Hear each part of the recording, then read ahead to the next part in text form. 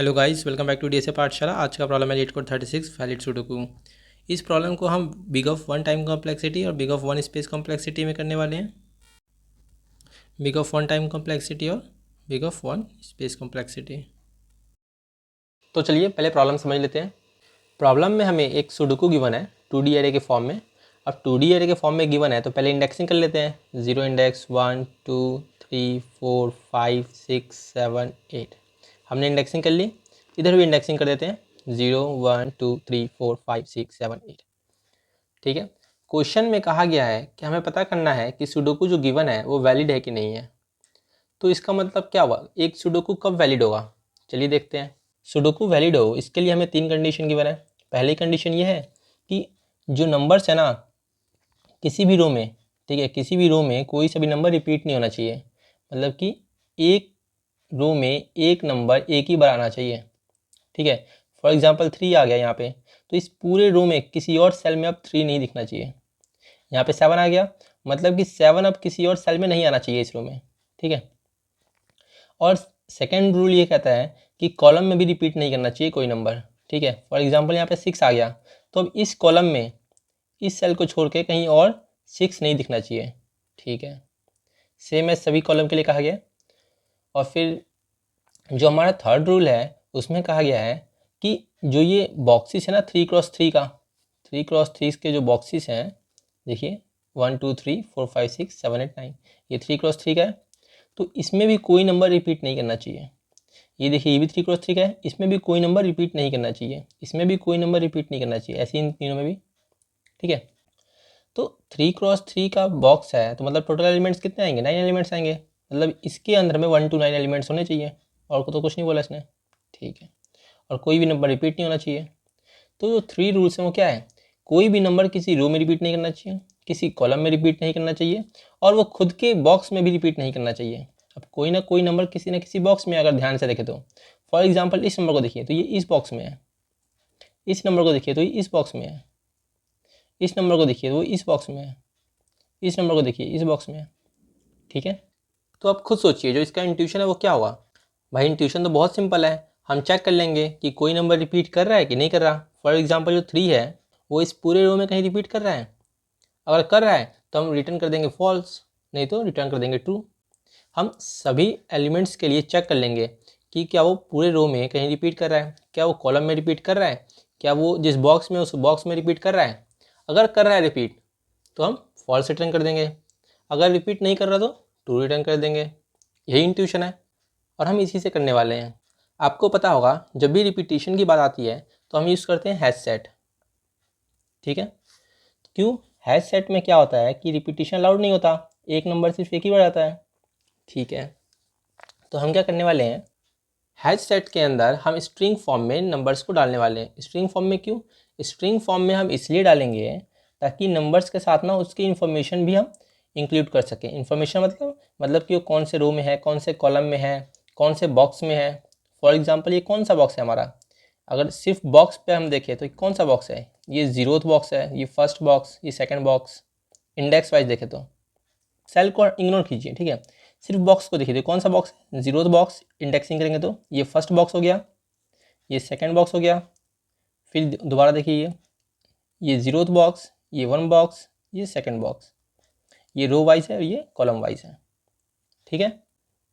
तो सभी के सभी इन्फॉर्मेशन को इंक्लूड करने के लिए हम स्ट्रिंग फॉर्म का यूज़ करेंगे। क्यों, क्योंकि स्ट्रिंग फॉर्म में हम कुछ भी ऐड कर सकते हैं। फॉर एग्जाम्पल हमने स्ट्रिंग बनाया एस इक्वल्स टू दिस। ठीक है। तो हम ये लिख सकते हैं S plus equals to 9, S plus equals to A. तो क्या होगा, अगर ये दोनों कमांड चले जाएंगे तो क्या होगा, एस इक्वल्स टू 9 हो जाएगा, ए हो जाएगा और ये ऐसे हो जाएगा। ठीक है। तो इसलिए हम स्ट्रिंग फॉर्म को यूज़ करने वाले हैं। तो हम सबसे पहले जिस सेल पे हैं उस सेल में का नंबर स्टोर करवा लेंगे। मीन्स हम सबसे पहले एक स्ट्रिंग बनाएंगे, एम्प्टी स्ट्रिंग। ठीक है। और इसमें हम वैल्यू को स्टोर करवा लेंगे। सपोज कीजिए मैं इस सेल पे हूँ तो इस सेल के अंदर जो नंबर है ना उसको मैं स्टोर करवा लूँगा। यहाँ पे 5 है तो मैंने स्ट्रिंग के अंदर 5 स्टोर करवा लिया। ठीक है। कैसे स्टोर करवाएंगे, S plus equals to nums of I J. ठीक है। आई जे हम चला देंगे ताकि हम ट्रैवर्स कर सके अपने पूरे एरे पे। अब नंबर के साथ साथ हमें उसके रो की और कॉलम की वैल्यू भी तो स्टोर करवाना है, ताकि हम कहीं और जाए तो वहाँ पे चेक कर सके कि ये इस रो और इस कॉलम में वैल्यू आ चुका है कि नहीं आ चुका। ठीक है, तो हम उसकी रो की और कॉलम की वैल्यू भी स्टोर करवा लेंगे कि वो कौन से रो में है और कौन से कॉलम में है। तो हम क्या करेंगे, पहले इस नंबर को सेपरेट करने के लिए दो ब्रैकेट्स को भी स्टोर करवा देंगे, मतलब कि s plus equals to this. ठीक है, और इनिशिएट में भी एक ऐसे स्ट्रिंग करवा देंगे। तो हमारा ओवरऑल स्ट्रिंग क्या बन जाएगा, हमारा स्ट्रिंग बनेगा ये, ऐसे हमारा स्ट्रिंग बन जाएगा।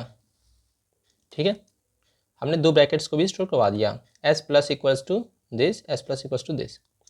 ठीक है, सबसे पहले हम इसको ऐड करवाएंगे, फिर नंबर को ऐड करवाएंगे, फिर इसको ऐड करवाएंगे। देखिए ऐसे करेंगे हम।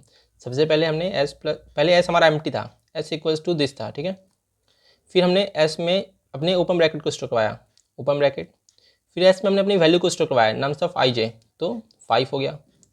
फिर s में हमने क्लोज ब्रैकेट को स्टोर करवाया, तो ऐसे हो गया। ठीक है, अब हमें क्या स्टोर करवाना है, अब हमें स्टोर करवाना है कि उसके रो और उसके कॉलम को। ठीक है, तो हम उसके रो और कॉलम को स्टोर करवा लेंगे। पहले हम चेक करेंगे क्या इस रो में वो पहले भी आ चुका है, नहीं आ चुका। अगर नहीं आया तो हम स्टोर करवा लेंगे। फॉर एग्जांपल इस 5 के लिए देखिए, क्या इस रो में ये पहले 5 आ चुका है, नहीं आया, तो हम इसके रो को स्टोर करवा लेंगे। तो हम इसको रो को स्टोर करवाने के लिए क्या लिखेंगे, हम लिखेंगे 5 और इसका रो क्या है 1, तो ब्रैकेट के इस साइड हम 1 स्टोर करवा देंगे। मतलब कि 1th रो में, फर्स्ट रो में 5 वैल्यू है। ठीक है, अब हम कॉलम में भी तो चेक करना है, तो हम कॉलम को भी स्टोर करवा लेंगे। कौन से कॉलम में है ये कॉलम 5 में है, तो हम j की वैल्यू भी स्टोर करवा लेंगे। तो s इक्वल्स टू, कैसे स्टोर करवाएंगे, हम ब्रैकेट्स के इस साइड, तो हम क्या स्टोर करवाएंगे 5, कॉलम क्या है 5 है, तो हम यहाँ कॉलम भी स्टोर करवा लेंगे। सेट के अंदर हम स्टोर करवाते जा रहे हैं। ठीक है, एक हमने इसको स्टोर करवा लिया, एक हमने इसको स्टोर करवा लिया। अब हम क्या स्टोर करवाएंगे, देखिए पहले इसका मतलब समझिए। इसका मतलब ये है कि फर्स्ट रो के अंदर 5 आ चुका है, फर्स्ट रो है ना, उसके अंदर 5 आ चुका है। इसका मतलब क्या है, इसका मतलब है कि 5th कॉलम के अंदर 5 वैल्यू आ चुकी है। ठीक है, तो हमने रो वाइज तो चेक कर लिया, हमने कॉलम वाइज चेक कर लिया। अब हमें क्या चेक करना है, अब हमें बॉक्स वाइज चेक करना है। मतलब कि जो थर्ड रूल था वो क्या था, उसमें कहा था हमें कि बॉक्स के अंदर कोई भी वैल्यू रिपीट नहीं होनी चाहिए, हमें बॉक्स का इन्फॉर्मेशन भी तो इंक्लूड करना होगा। ठीक है, तो हम बॉक्स का इन्फॉर्मेशन भी अब इंक्लूड करेंगे। तो बॉक्स का इन्फॉर्मेशन आप कैसे इंक्लूड करेंगे, देखिए ये कौन सा बॉक्स है, 0th बॉक्स है, ये फर्स्ट बॉक्स, ये सेकंड बॉक्स है। मतलब कि देखिए ये सब सेकंड बॉक्स है रो वाइज। ठीक है, कॉलम वाइज अगर देखा जाए तो ये फर्स्ट बॉक्स है। ये आपको समझ आ रहा होगा, ये तो बहुत सिंपल है। तो इनके इंडेक्सेस कैसे स्टोर करवाएंगे, हम क्या करेंगे, जो ये है ना इंडेक्सेस, जनरल इंडेक्स जो है 0 1 2 3 4, उसमें डिवाइड बाई 3 करेंगे। क्यों, क्योंकि ओवरऑल तो 3 बॉक्स है ना, तो हम डिवाइड बाई 3, इसको 3 पार्ट्स में डिवाइड कर देंगे। ठीक है, तो 0/3 करेंगे तो 0 आएगा, 1/3 के लिए 0 आएगा, 2/3 के लिए 0 आएगा। देखिए इन सभी सेल्स के लिए वैल्यू 0 आ रही है। रो वाइज देखा जाए तो 0/3, 1/3, 2/3, मतलब कि ये जो रो है बॉक्स का वो 0 है। इन सब के लिए देखिए क्या रहा है, 3/3, 4/3, 5/3, इन सब के लिए 1 आएगा वैल्यू। मतलब कि ये फर्स्ट रो हो गया अगर बॉक्स वाइज देखा जाए तो। ठीक है, बॉक्स वाइज ये फर्स्ट रो हो गया। ये देखिए 6 7 8, इन सबको 3 से डिवाइड करेंगे तो क्या आएगा, अगर हम i/3 कर दे तो क्या आएगा, 6/3 2 हो गया, 7/3 8/3, सब में 2 ही आएगा इंटीजर वैल्यू। दोबारा बोल रहा हूँ, इंटीजर वैल्यू 2 आएगा। ठीक है, वैसे तो 2 पॉइंट समथिंग आएगा, लेकिन हम इंटीजर ले रहे हैं तो 2 आएगा। ठीक है, वैसे हम कॉलम वाइज भी करेंगे। ये देखिए 5 को अगर हम 3 से डिवाइड कर दे तो क्या आएगा, 5 को 3 से डिवाइड करेंगे तो 1 आएगा। तो ये 1 बॉक्स हो गया। तो इन सभी सेल्स के लिए 1 आएगा, मतलब कि इन सभी सेल्स के लिए जो बॉक्स की वैल्यू है ना वो 1 है। ठीक है, तो इस तरह हम बॉक्स की इंफॉर्मेशन भी इंक्लूड कर देंगे। तो हम क्या करेंगे, हम करेंगे आई। ठीक है, सबसे पहले स्ट्रिंग एम्प्टी थी, हमने बॉक्स का इंफॉर्मेशन ऐड करवाया, तो एस इक्वल्स टू, नहीं एस में तो हम वैल्यू स्टोर करवा चुके हैं ना, एस तो हमारा ये है ना, इसी में तो हम इंक्लूड करवा रहे हैं। ठीक है, एस तो हमारा 5 है, जो वैल्यू है वही है। ठीक है, अब इसमें हम बॉक्स का इंफॉर्मेशन इंक्लूड करवाएंगे। तो बॉक्स का इंफॉर्मेशन कैसे इंक्लूड कराएंगे, यहाँ पे बॉक्स का इंडेक्स, यहाँ पे जो रो है बॉक्स का, और बॉक्स का जो कॉलम है वो यहाँ पे। तो कॉलम देखिए, रो कौन सा है, 1 रो है, तो हम यहाँ पे 1 स्टोर करवा देंगे। कॉलम कौन सा है इसका, 5 है, तो यहाँ पे हम 5 स्टोर करवा देंगे। 1 5 5। इसका मतलब ये हुआ जो बॉक्स का रो है वो 1 है, बॉक्स का कॉलम 5 है। तो जो फर्स्ट रो, सॉरी यहाँ पे 2 होगा, 1 होगा, सॉरी, दोबारा देखिए एक बार, देखिए पहले हमें 5 वैल्यू है, ठीक है। जो बॉक्स का रो है वो कितना है, वो है 0, तो हमने 0 स्टोर करवा दिया, ठीक है। जो बॉक्स का कॉलम है वो कितना है, देखिए ये 0th बॉक्स है, ये फर्स्ट बॉक्स है, ये सेकंड बॉक्स है, तो फर्स्ट हो गया ना, तो यहाँ पे हम लिखेंगे फर्स्ट, ठीक है। इसका मतलब क्या है, इसका मतलब है जो 5 वैल्यू है ना, वो कौन से बॉक्स पे प्रेजेंट है, वो उस बॉक्स पे प्रेजेंट है जो कि रो वाइज 0 पे प्रेजेंट है और कॉलम वाइज 1 पे प्रेजेंट है। देखिए कौन सा बॉक्स है, 0 1 2, तो 0 यहाँ पे आ रहा है, रो वाइज देख लिया। अब कॉलम वाइज देखिए 0 1 2, तो 1 यहाँ पे आ रहा है, तो ये रहा, मतलब कि इस बॉक्स की बात हो रही है, इस बॉक्स में 5 आ चुका है, ठीक है। तो इस बॉक्स में दोबारा 5 नहीं आएगा। तो देखिए हम इसलिए मैंने क्या किया, i/3 रो के लिए और कॉलम के लिए j/3, ठीक है। तो जो मैंने आपको लॉजिक बताया वही हम कोड में करने वाले हैं। चलिए अब कोड देखते हैं। अगर आपको यहाँ तक समझ आ गया है, आपका इंट्यूशन बिल्ड हो चुका है, अगर आप खुद से करना चाहते हैं खुद से ट्राई कीजिए और वीडियो को लाइक कीजिए और चैनल को सब्सक्राइब कीजिए। तो चलिए अब कोड समझते हैं। तो सबसे पहले मैंने हैश सेट बना लिया जिसका नाम है h1। मैंने 2 लूप चलाए। लूप क्यों चलाए, ताकि मैं एरे पे ट्रैवर्स कर सकूँ। ये कुछ भी नहीं है, ये सिर्फ और सिर्फ सेमीकोलन है, ठीक है। तो हम सबसे पहले क्या करेंगे, सबसे पहले हम चेक करेंगे कि जिस सेल पे हम प्रेजेंट हैं वहाँ पे कोई डॉट है या फिर नंबर प्रेजेंट है, ठीक है। देखिए, so board of I J is not equals to this. अगर ये नहीं है मतलब कि कोई नंबर प्रेजेंट है। अगर नंबर प्रेजेंट है तो क्या करेंगे हम, जो मैंने आपको बताया था वही करना है। एक स्ट्रिंग बनाएंगे, हमने स्ट्रिंग बना लिया जिसका नाम है एस, और हमने उस स्ट्रिंग में ओपन ब्रैकेट, जो जिस सेल पे हम प्रेजेंट हैं उसकी जो वैल्यू है वो board of I J plus close bracket. ये देखिए आप, फॉर एग्जाम्पल मैं इस सेल पे प्रेजेंट हूँ, तो इस सेल पे प्रेजेंट तो क्या है, यहाँ पे 3 है ना। तो देखिए 5th रो, तो ये क्या हो गया, सॉरी 5th कॉलम, तो ये जे की वैल्यू हो गई, ये जे है हमारा और ये हमारा आई है, ठीक है। 5th कॉलम और 4th रो, ठीक है, उस पर क्या है 3 है। अगर 3 है तो हम एक स्ट्रिंग बनाएंगे S open bracket this plus this, मतलब कि ये हो जाएगा, ठीक है। अब हम कंडीशन चेक करेंगे। क्या कंडीशन है कि क्या उस रो में वो पहले भी आ चुका है, क्या उस कॉलम में वो पहले भी आ चुका है। मतलब कि देखिए 3 इसमें प्रेजेंट है ना, तो ये कौन से रो में प्रेजेंट है, इस रो में प्रेजेंट है। तो हम चेक करेंगे कि क्या इस रो में पहले भी आ चुका है, क्या इस कॉलम में वो पहले भी आ चुका है, ठीक है। तो रो और कॉलम चेक करने के लिए हम क्या करेंगे, हम स्ट्रिंग का यूज़ करेंगे। तो वही मैंने यहाँ पे किया, if h1 dot add S plus I, मतलब कि अगर वो हैश सेट में वो पहले से प्रेजेंट नहीं है, क्या प्रेजेंट नहीं है, S plus I. S plus I मतलब देखिए, सपोज कीजिए कि जो मेरा रो है वो रो है मेरा 4th, ठीक है, 4th रो है वो, आई की वैल्यू 4 है और जे की वैल्यू जो है मेरी 5 है। तो क्या वो 4th रो में पहले आ चुका है, मतलब कि एस प्लस आई, एस क्या हमारा, एस ये है, तो एस प्लस आई क्या हो गया 3, आई क्या है 4, ये हो गया। क्या ये हमारा हैश सेट में पहले से है, अगर है तो फॉल्स रिटर्न कर दो, ठीक है, क्योंकि और का कंडीशन है ना, और मतलब एक भी कंडीशन ट्रू हुआ तो फॉल्स रिटर्न हो जाएगा, ठीक है। अगर वो नहीं आया, मतलब कि 3 जो है वो इस फॉर्म में प्रेजेंट नहीं है, तो हम ऐड करवा देंगे हैश सेट के अंदर। सेम हम कॉलम को चेक करने के लिए भी ऐसे करेंगे। जो h1 है उसके अंदर क्या वो j प्लस एस कंटेन कर रहा है, j प्लस एस क्या होगा, देखिए एस हमारा ये है, j क्या है 5, तो j प्लस एस क्या होगा 5 ऑफ 3, ये होगा। क्या ये मेरा हैश सेट के अंदर है, अगर है तो फॉल्स रिटर्न करवा दो, नहीं तो ऐड करवा देगा सिंपली। अब डॉट कंटेंट्स का भी यूज़ कर सकते हैं इसकी जगह।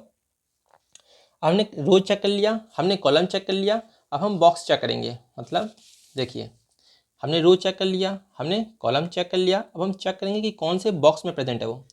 तो हम कहाँ पे हैं, जिस सेल पे हैं हम उसका इंडेक्स क्या है, उसका कॉलम इंडेक्स है 5, उसका रो इंडेक्स है 4, आई इक्वल्स टू 4 और जे इक्वल्स टू 5, ठीक है। तो बॉक्स वाइज हम कैसे इंडेक्स निकालेंगे, देखिए बॉक्स वाइज हम कैसे इंडेक्स निकालेंगे। बॉक्स वाइज इंडेक्स करने के लिए मैंने आपको कहा था डिवाइड बाई 3, तो 4 डिवाइड बाई 3, 5 डिवाइड बाई 3, तो 4 डिवाइड बाई 3 कितना हुआ 1 हुआ, 5 बाई 3 इक्वल्स टू 1 हुआ, मतलब कि वो फर्स्ट रो और फर्स्ट कॉलम पे जो बॉक्स है ना वहाँ पे प्रेजेंट है।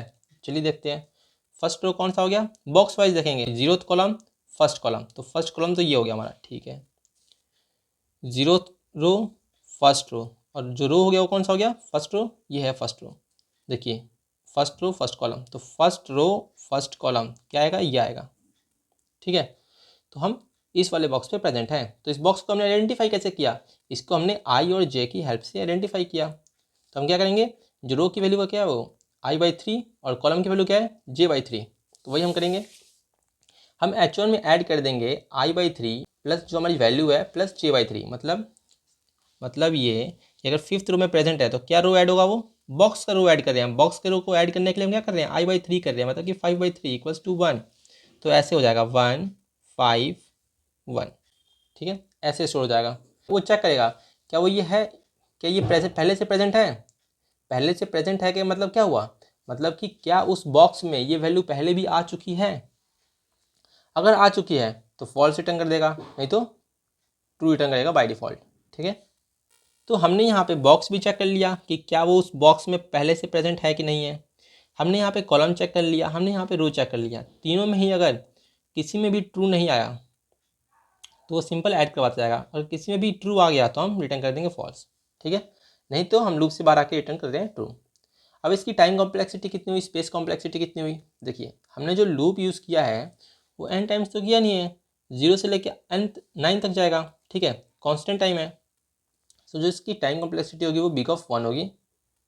ठीक है, क्यों कांस्टेंट क्यों, अरे भाई मैंने जो लूप है उसको कांस्टेंट टाइम चलाया है। ठीक है, लूप हमेशा 9 टाइम ही चलेगा, इसकी वैल्यू चेंज नहीं होगी, इसलिए बोल रहा हूँ कि कांस्टेंट है। ठीक है, स्पेस कॉम्प्लेक्सिटी क्या होगी, वो भी बिग ऑफ 1 होगी। बिग ऑफ 1 क्यों होगी, बिग ऑफ 1 इसलिए होगी, देखिए देखिए जो एक सेल है उसके लिए हम कितनी वैल्यूज़ को स्टोर करवा रहे हैं, एक सेल के लिए हम 3 वैल्यूज़ को स्टोर करवा रहे हैं। कौन कौन सी, देखिए एक तो रो, कॉलम और बॉक्स का इंडेक्स। ठीक है, 1 2 3, एक सेल के लिए हम 3 वैल्यूज़ को स्टोर करवा रहे हैं। ठीक है, तो एक सेल के लिए मैं 3 वैल्यूज़ को स्टोर करवा रहा हूँ। एक बॉक्स में कितने सेल हैं, 1 2 3 4 5 6 7 8 9, 9 सेल्स हैं। तो एक सेल्स के लिए 3 स्टोर करवा रहा हूँ, तो 9 सेल्स के लिए कितना करवाऊंगा, 9 इंटू 3 27 वैल्यूज़ को स्टोर करवाऊंगा। हैश सेट के अंदर बात कर रहे हैं हम, तो एक बॉक्स के लिए मैं 27 वैल्यूज़ को स्टोर करवा रहा हूँ हैश सेट के अंदर। ठीक है, टोटल कितनी बॉक्सेस हैं, 1 2 3 4 5 6 7 8 9, तो 9 बॉक्सेस के लिए मैं कितने वैल्यूज़ को स्टोर करवाऊंगा, 9 इंटू 27 कितना हुआ, 243। तो जो इसका टाइम कॉम्प्लेक्सिटी हुआ वो कितना हुआ, बिग ऑफ 243। ठीक है, सॉरी, जो इसका स्पेस कॉम्प्लेक्सिटी हुआ वो कितना हुआ, बिग ऑफ 243। तो ये कांस्टेंट ही तो है, तो इसको हम ऐसे भी लिख सकते हैं बिग ऑफ 1। ठीक है, तो जो इसका स्पेस कॉम्प्लेक्सिटी वो बिग ऑफ 1 हुआ, और जो टाइम कॉम्प्लेक्सिटी वो बिग ऑफ 1 हुआ। तो चलिए, अगर सॉल्यूशन हेल्पफुल लगा हो तो आप वीडियो को लाइक कीजिए, चैनल को सब्सक्राइब कीजिए। मिलते हैं नेक्स्ट वीडियो में एक नए प्रॉब्लम के साथ।